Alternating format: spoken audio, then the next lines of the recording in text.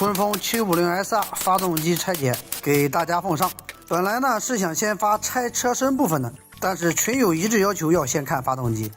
好，那就带大家看一下春风这个4缸750排量的发动机。先看离合，离合呢用的是日本富士的离合，这个在意料之中，毕竟675 SR 也是富士的离合，离合片同样是富士的直机离合片。这是借过来的试驾车，到我这就肯定逃不了一拆。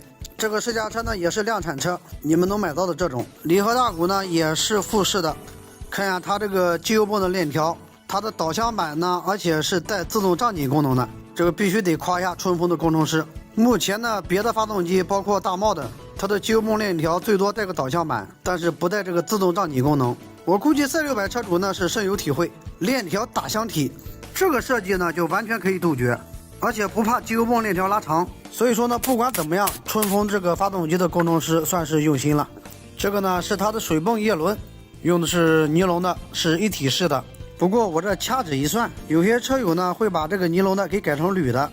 这个呢就是它的水泵。其实它这个机油泵链条的涨紧机构很简单，曲轴箱做一个固定点，这里做一个弹簧，然后就实现了，没多大难事，就看厂家想不想给。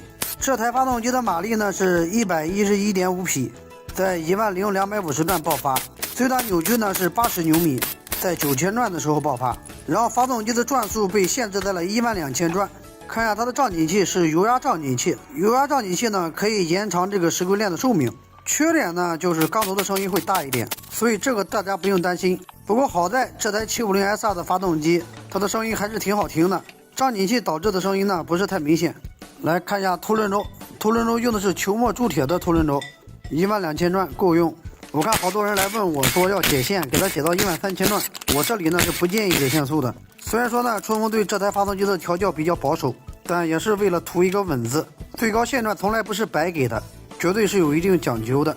看看它的气门，用的是海麟的气门，跟KTM 790的气门是一个厂家。火花塞呢用的是火炬的1金火花塞。下面就到了大家关心的环节，气缸。它的气缸呢是电镀陶瓷气缸，这拍出来依旧是锃亮，然后航模纹饰清晰可见。这个气缸呢我去年就给大家爆过料了，是陶瓷缸，江门朝阳气缸产的，去年不是拍了一堆视频给大家看吗？这个呢是它的机油冷却器，把气缸拆下来再给大家看一下吧。春风从450、675到这个750用的都是陶瓷缸，应该说他们家的多缸机用陶瓷缸是标配了。再来看一下它的活塞，先看一下它的活塞销，活塞销是黑色的，用上了 DLC 工艺，就是带金刚石涂层的。然后活塞呢是正廷产的锻造活塞，活塞裙部呢有石墨涂层，顶部是做了阳极氧化工艺。因为活塞在安装的时候呢涂油了，所以说跑了10几公里，活塞上面就是黏糊糊的。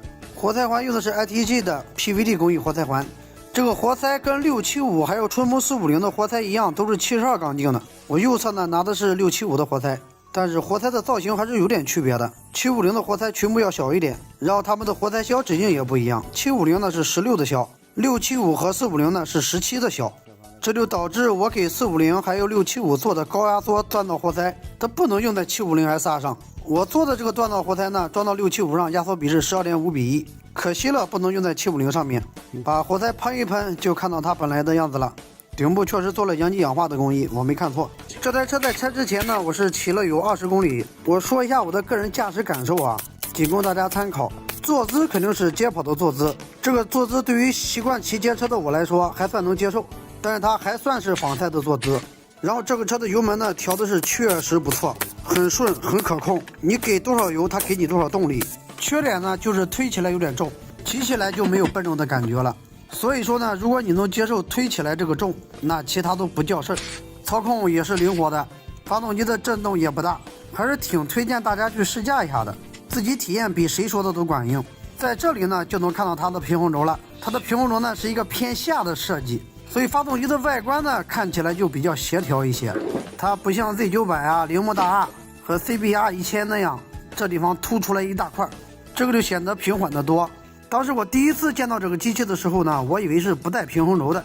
在这个平衡轴的加持下呢，这台发动机骑起来的震动表现呢，确实是国产4缸里面很小很小的了，500排量以上基本上没有对手啊，就是目前来说啊，那以后也说不定有，对不对？还有一个比较打脸的是，这之前有好多车友问我春风这个750出不出 NK， 我给他分析啊，我说750没必要出 NK， 它毕竟动力这块呢跟675 NK 有重叠。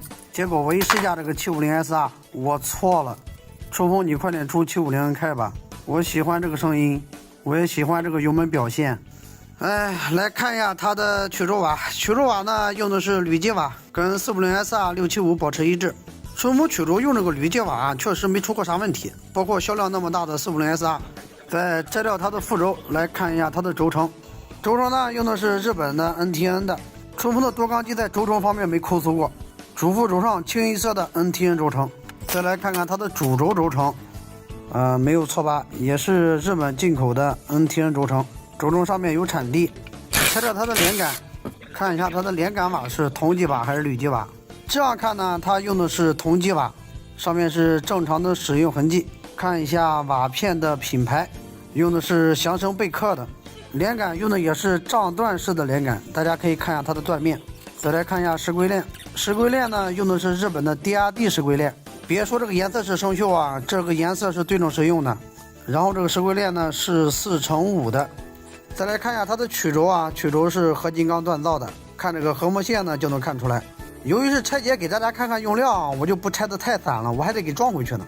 啊，对了，这个磁电机呢也是做了透清的设计，所以说春风这个发动机的工程师倒是挺下劲的，连这个都想到了。就是大家抱怨的就是整车呢有点重，然后这边也有喷油管，大家看一下这个孔，就是给活塞和缸喷机油用的，一方面润滑，另一方面是给活塞降温。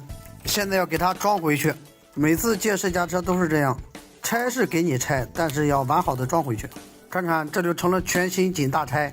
春风这个对整石的设计也是挺友好的，最起码对于我们修理工来说，那这个颜色对这个点，然后上面呢这两个颜色对凸轮轴，这样整个正时就能对好了。啊，对了，这款发动机呢还有换挡防撞击的机构，我这都装完了，我才想起来忘记拍了。我这边用图给大家展示一下吧，就是在副轴上多了这个指动花键和这个锁扣花键，这就起到了换挡防撞击的作用。哦，对了，然后再跟大家讲一下这个发动机的保养信息。保养数据呢来自春风官方，机油量呢是3.5升，默认推荐粘度呢是10-40。如果说环境温度超过40度，或者驾驶比较激烈的话，推荐用50的粘度。机油呢可以用原厂的机油或者是壳牌的劲倾，预算充足的话可以上这个壳牌的燃请 SP。保养周期呢是5000公里，放油螺丝呢是35牛米。好了，本期视频就到这里，感谢大家观看，喜欢视频的给他点点赞。顺便预告一下，去年拆675的时候，不是有人质疑是特工机吗？然后我这次也拆到了用户手里面的发动机。好，过几天出视频，来看看春风这个老六有没有给我提供特工机。